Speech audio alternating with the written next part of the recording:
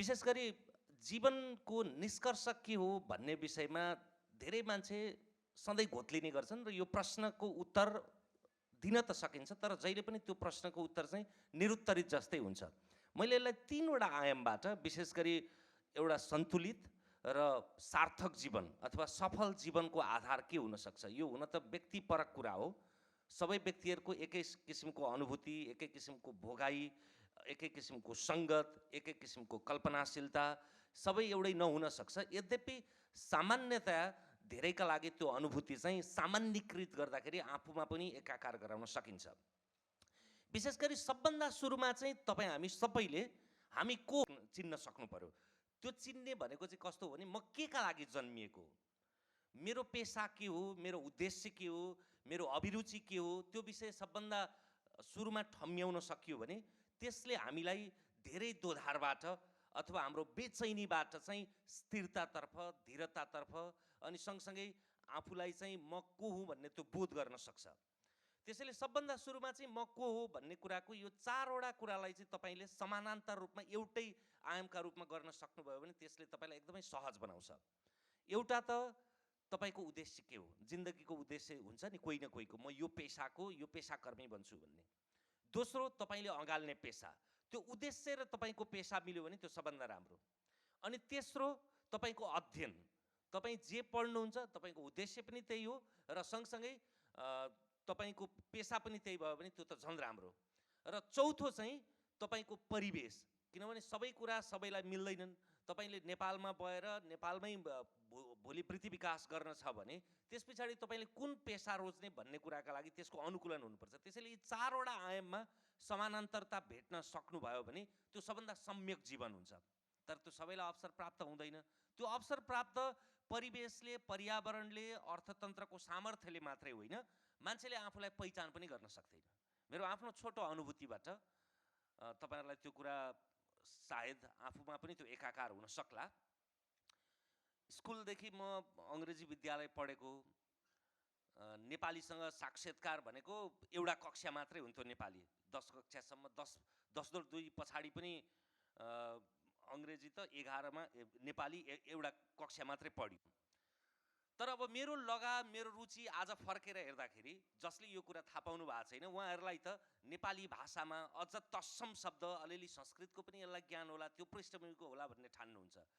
त्यसैले आफू के हो भन्ने कुरा चाहिँ पढाइ जे भए पनि अथवा पृष्ठभूमि जे भए पनि अन्तिममा चाहिँ आइपुग्ने रहेछ त्यही ठाउँमा, सही ठाउँमा जो म अहिले छु। किनभने म एकाडेमिक रूपमा कहिले पनि नेपाली पढिनँ, तर स्व अध्ययनका रूपमा अहिले त म संस्कृत पनि सिक्ने स्फूर्तिमा छु। त्यो अङ्कुरण ममा छ, त्यो पुष्पन र पल्लवन कहिले आउला थाहा छैन। त्यसैले सही रूपमा म केमा अभिव्यक्त गर्छु भन्ने कुरा आफै आइपुग्दो रहेछ। अब अर्को अध्ययनको अर्को आयाम, म एसएलसी पश्चात इन्जिनियरिङ पढेँ। त्यो इन्जिनियरिङ पढ्नुका पछाडि बुवा आमाको सपना थियो एउटा छोरालाई डक्टर बनाउने, एउटा छोरालाई इन्जिनियर। मेरो भागमा इन्जिनियर पर्यो। बुवा आमाको त्यो उद्देश्य परिपूर्ति गरिदिनु पर्ने त्यो विरासत आइलाग्यो। त्यति बेला सोच्या पनि हुँदैन र सामान्यतया हामीलाई के लाग्छ भने डक्टर, इन्जिनियर, पाइलट जस्ता पेसाहरू चाहिँ अब्बल पेसा हुन् भन्ने ठानिने। आजभन्दा 2 दशक 2.5 दशक अगाडिको मान्यता अहिले पनि त्यो धेरै मक्किसकेको छैन त्यो मान्यता। तर इन्जिनियरिङ मेरा लागि ठिक होइन भनेर refrigeration and air condition engineer भन्छ। अहिले राम्ररी मलाई फ्रिज खोल्न पनि आउँदैन, तर त्यो भनेको कस्तो असङ्गत के अरे अध्ययनतर्फ म लागेछु भनेको त्यो फेरि संसारका कुनै पनि पढाइ सङ्गति र असङ्गति हुँदैनन्। मेरा लागि चाहिँ असङ्गति भन्न खोजेको, आफ्नो सही पाथ भेट्ने कि नभेट्ने भन्ने। त्यस पछाडि 3 महिनामै मेरो लागि यो होइन भन्ने थाहा पाएँ। त्यो थाहा पाउन मान्छेलाई चाहिँ एकदमै सकस हुन्छ। थाहा पाए पनि फेरि त्यसको परिवारको स्वीकारोक्ति चाहिँ झन् अर्को महाभारतको कुरा भयो। तर मेरा लागि त्यो धेरै दुविधा र दोधार रहेन।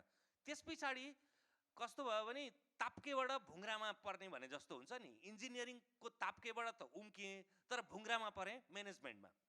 व्यवस्थापन पनि मेरा लागि थिएन, होइन रहेछ। तर अब त्यसमा त्यहाँ पनि कसरी ड्रप आउट हुनु, त्यसलाई कसरी छोड्नु, होइन।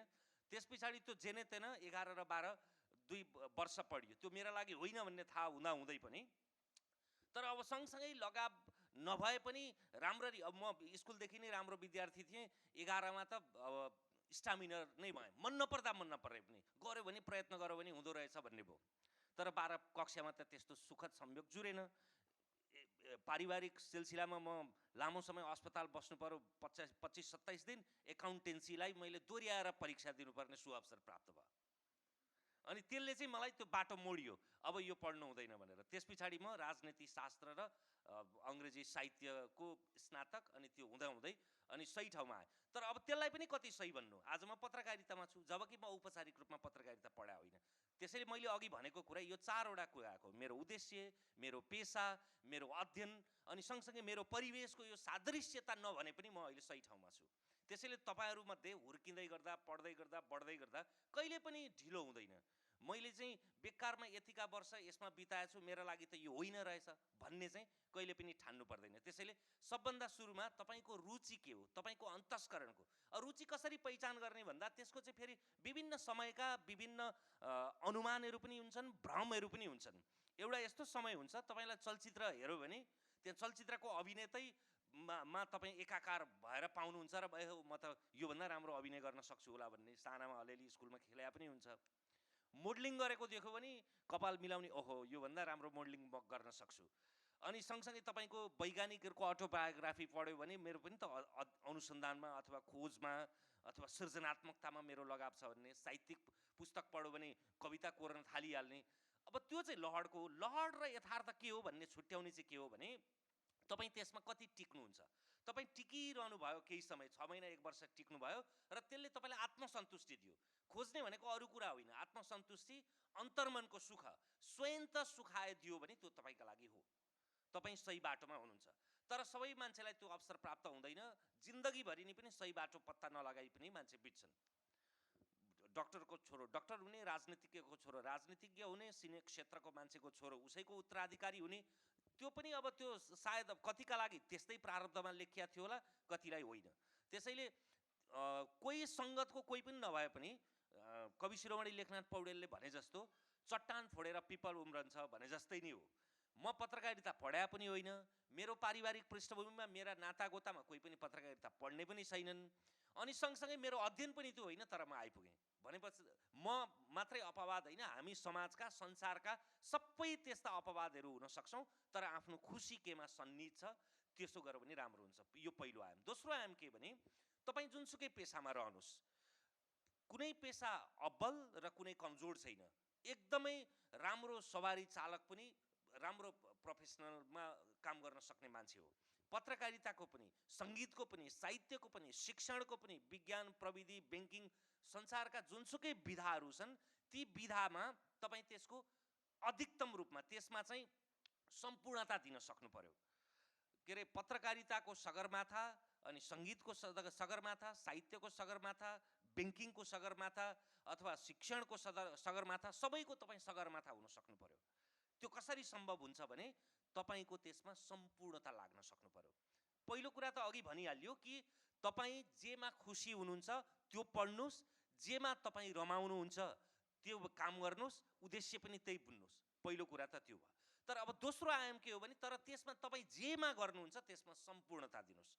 कहिले पनि आज मलाई मोड छैन, आज मलाई चाहिँ एकदमै यसप्रति वितृष्णा छ अथवा मेरो दिन अनुकूलता छैन, म तनावमा छु भनेर केही पनि काम नगर्नुहोस्, बरु कामै नगर्नुहोस्। तपाईँ जे गर्नुहुन्छ त्यसमा सम्पूर्णता दिनुहोस्। जसरी म हरेक अन्तर्वार्तालाई अन्तिम अन्तर्वार्ता मान्छु। नयाँ अन्तर्वार्ता भनेको मेरा लागि त्यो नयाँ बिहानी हो। जसरी हरेक दिन बिहान घाम झुल्किएर बेलुका अस्त हुन्छ, अस्तिएपछि उसले त्यो हिजोको पुनरावृत्ति गर्दैन। नयाँ घाम नयाँ दिनलाई, नयाँ उमङ्गलाई, नयाँ जोसलाई, नयाँ जागरलाई अङ्कुरण गर्दै उदाउँछ। त्यसै गरी हाम्रा हरेक दिनहरू नयाँ हुनुपर्छ। हरेक दिन नयाँ भयो भने मात्रै त्यो सार्थक दिन हुन्छ। हिजोको दिनमा मैले के सिकेँ त्यसको समीक्षा गर्नुहोस् अलिकति मनमा सुत्ने बेलामा, र भोलि म नयाँ के गर्न सक्छु। दिनहरू त्यत्तिकै नबितुन्। कुनै पनि दिन, कुनै पनि क्षण अथवा कुनै पनि परिवेश निरर्थक नबितोस्। तपाईँले त्यसमा सम्पूर्णता 100% लगाउन सक्नुभयो भने तपाईँले जे रोप्नुहुन्छ त्यही फल्छ। तपाईँले कागती रोपेर स्याउ फलाउन सक्नुहुन्न, सुपारी रोपेर नरिवल फल्दैन। बीज सही हुनु पर्यो। त्यो रोप्ने भनेको तपाईँले नै हो। तपाईँले जति लगानी गर्नुहुन्छ त्यति प्राप्त गर्नुहुन्छ। कुनै भाग्यमा चिट्ठा परेर अथवा तपाईँले गरेको त्यो लगानीभन्दा बढीको प्रतिफल भनेको त्यो टिक्दैन, त्यो क्षणभङ्गुर हो। त्यसैले तपाईँले गर्ने लगानी भनेको चाहिँ तपाईँले जति प्रयत्न गर्नुहुन्छ त्यो प्रयत्नको प्रतिफल मात्रै तपाईँका लागि हो, अरू भनेको चाहिँ त्यो छेडभर बोसो लागे जस्तो मात्रै हो। के अरे बुचरी र सर्जरी भन्छ नि, उपचार गर्नु पर्दाखेरि सर्जरी भने चाहिँ कुशलतापूर्वक गर्यो त्यो कुशल चिकित्सकले गर्न सक्छ, तर शरीरकै चिरफार हो नि त, काटमारै हो नि, तर त्यो चाहिँ बुचरी भयो। भने जस्तै तपाईँ पनि एकदमै आनन्दले पोषक तत्त्व खाएर लागेको ज्यान छ भने त्यो चाहिँ तागतिलो ज्यान भयो, निरोगी ज्यान भयो। तर फोक्से मासु लागेको त्यो बोसो भरिएको ज्यान छ भने चाहिँ त्यो कृत्रिम ज्यान भयो। हो त्यस्तै हो, तपाईँले कृत्रिम रूपमा कुनै स्टन्ट गरेका भरमा अथवा कुनै आवेग, उत्तेजना अथवा अतिरञ्जनाका भरमा चाहिँ आफू भएभन्दा बढी गर्न थाल्नुभयो भने त्यो चाहिँ तपाईँका लागि कहिले पनि चिरस्थायी हुन सक्दैन। त्यसैले तपाईँले जे गर्नुहुन्छ, म यो पेसामा आएर गलत रहेछु कि भन्ने कहिले पनि तुलना नगर्नुहोस्। तपाईँको आत्मसन्तुष्टि जेमा छ त्यो गर्नुहोस्। आत्मसन्तुष्टि हुने बित्तिकै त्यसले तपाईँलाई सम्पूर्णता दिन्छ। त्यो सम्पूर्णता भनेको तपाईँ जेमा लागे पनि अब्बल हुनुहुन्छ। तपाईँले चिकित्सकहरूको नेपालमा नाम लिनु पर्यो भने कति छन्? 10 जना 20 जना होला हैन? किन त्यस्ता छन् भन्दा उनीहरूले त्यसलाई सम्पूर्णता दिए। आदर्श शिक्षक भन्नु पर्यो भने पनि तपाईँलाई पढाउने सुरुदेखि अहिलेसम्मका सम्झिनु हो भने केही मान्छे नै याद हुन्छन्। राजनीतिज्ञ त्यस्तै होला, कवि त्यही होला, साहित्यमा त्यही होला हैन, इन्टरप्रेनरसिपमा त्यही होला। त्यसैले त्यो किन त्यस्तो हुन्छ भन्दा उसले सम्पूर्णता लायो। कहिलेकाहीँ हावा हुन्डरीका भरमा अलिअलि चाहिँ हुन्छ फेरि, तर त्यो टिकाउ हुँदैन, त्यो क्षणभङ्गुर हुन्छ। अहिलेलाई चर्चा भयो तर त्यो चिरस्थायी हुँदैन। त्यो बिकाउ त हुन्छ तर त्यो टिकाउ हुँदैन। त्यसैले तपाईँले बिकाउ भन्दा पनि टिकाउ भन्ने कोसिस गर्नुपर्छ। त्यो केले दिन्छ भन्दा तपाईँको सम्पूर्णताले। तपाईँ किसानमा पनि बडा आदर्श किसान बन्न सक्नुहुन्छ नि, उद्यमी किसान बन्न सक्नुहुन्छ नि, प्रेरक किसान बन्न सक्नुहुन्छ नि। त्यसैले त्यो किन बन्न सकिन्छ भन्दा त्यसमा 100% दिनु पर्यो। यो दोस्रो आयाम। तेस्रो आयाम जिन्दगीको सन्तुलन। जिन्दगी भनेको व्यक्तिगत जिन्दगी र व्यावसायिक जिन्दगीको सन्तुलन। मान्छे सफल पनि हुन्छ, खुसी पनि हुन्छ, तर त्यो तेस्रो आयाम सन्तुलन नभेट्न सक्छ। मान्छेहरूको परिवार बिग्रिया हुन्छ नि, काममा मात्रै समय दिएको छ, परिवारलाई समय दिएको छैन, अथवा परिवारलाई मात्रै समय दिएको छ, कामलाई समय दिएको छैन। बिहे गर्नुभन्दा अगाडि एउटा परिवेश हुन्छ, बिहे गरेपछि त मैले त परिवारलाई समय दिनुपर्ने भनौँ, काम बिर्स्यो। अथवा म काममा चाहिँ डेडिकेटेड भयो, म चाहिँ एकदमै चम्किलो नक्षत्र छु, तर परिवार बिग्रिन्छ, डिभोर्स हुन्छ। बिहे गरो, श्रीमतीसँग राम्रो हुन्छ, बुवा आमासँग सम्बन्ध बिग्रिन्छ। मैले पारिवारिक आयाममा मात्रै भन्न खोजे होइन, सबै आयाममा के हो भने हाम्रो सन्तुलन हो। सफलताको अर्को द्योतक भने चाहिँ सन्तुलन पनि हो। जसरी तपाईँको सन्तुष्टिका लागि तपाईँले आफ्नो सही पेसा, सही अध्ययन, सही उद्देश्य रोज्नुहुन्छ, त्यो सन्तुष्टि भनेको जीवनसाथी रोज्दा पनि हो, बस्ने ठाउँ रोज्दा पनि हो। भनेको तपाईँ जहाँ जन्मिनु भयो त्यही परिवेशमा त जन्मिँदैन। अहिले हामी यो सौरामा छौँ भने सौराका थुप्रै मान्छेहरू काठमाडौँमा बसेर वृत्ति विकास गर्नुभएको छ, कति विदेश जानुभयो होला। विदेशमा सन्तुष्टि भेट्ने हो भने त्यहाँ बसे पनि हुन्छ, तर सन्तुष्टि भेटिएन, मलाई के अरे मातृभूमिले बोलाइरहेछ भनेको छ, करकापले त्यहाँ बस्यो भने त्यहाँ चाहिँ सन्तुष्टि भेट्दैन फेरि, अनि त्यसले सम्पूर्णता दिन सक्छ। तपाईँको चरम सन्तुष्टि भयो भने तपाईँ जहाँ पनि खुसी हुन सक्नुहुन्छ, जुन पेसामा पनि तपाईँ अब्बल बन्न सक्नुहुन्छ। र तेस्रो आयाम भनेको चाहिँ सन्तुलन हो। त्यो सन्तुलनले तपाईँलाई सही अर्थमा फेरि के अरे व्यावसायिक जीवनमा मात्रै होइन, व्यक्तिगत जीवनमा पनि तपाईँलाई एकदमै राम्रो, अरूका लागि अनुकरणीय पात्र बन्न सक्नुहुन्छ। किनभने धेरै मान्छेको के हुन्छ भने सार्वजनिक मान्छेहरू छन् नि, सार्वजनिक मान्छेको चाहिँ सार्वजनिक जीवन मात्रै राम्रो हुन्छ, निजी जिन्दगी राम्रो हुँदैन, किनभने उनीहरूले त्यसलाई सन्तुलन मिलाउन सकेका हुँदैनन्। सन्तुलन यो व्यक्तिगत आयाममा भयो। अर्को सन्तुलन के हो भने तपाईँको विचारको, तपाईँको सिद्धान्तको, तपाईँको विवेकको, तपाईँको पक्षधरताको, तपाईँको आस्थाको पनि सन्तुलन हुनु पर्यो। तपाईँ राजनीतिमा हुनुहुन्छ भने राजनीतिमा यो म लागेको राजनीतिक दल मात्रै ठिक, अरू चाहिँ त्याज्य नठान्नुहोस्, त्यसमा पनि सन्तुलन गर्नुहोस्। जिन्दगीको मजा, सौन्दर्य भनेकै मध्यम मार्गमा छ। मध्यम मार्ग भनेको चाहिँ तपाईँ यताको पनि सुगन्ध लिन सक्नुहुन्छ, यताको पनि सुगन्ध लिन सक्नुहुन्छ। यो र त्यो झोरको अतिमा तपाईँ फस्नु हुँदैन, फस्नु पनि हुँदैन। त्यसो गर्यो भने तपाईँ धार्मिक रूपमा पनि तपाईँ एकदमै जडसूत्री नबन्नुहोस्। त्यसको लालित्यता, त्यसको सौन्दर्य, त्यसको शान्ति, त्यसको प्रेमलाई अनुभूत गर्नुहोस्। मैले अपनाएको धर्म मात्रै सही, अर्काको चाहिँ त्याज्य भनेर पनि नठान्नुहोस्। सबैलाई तपाईँले मध्यम मार्ग, सम्यक दृष्टि राख्न सक्नुभयो भने तपाईँ शान्ति पनि महसुस गर्न सक्नुहुन्छ, सन्तुष्ट पनि महसुस गर्न सक्नुहुन्छ, स्वयं त सुखाए पनि महसुस गर्न सक्नुहुन्छ, र अर्थोपार्जन र सफलता त सँगसँगै आइ नै हाल्छ। यही नै हो मेरो जिन्दगीको अनुभव, मेरो विश्वास, अनि सँगसँगै मेरो दृष्टि। नमस्कार।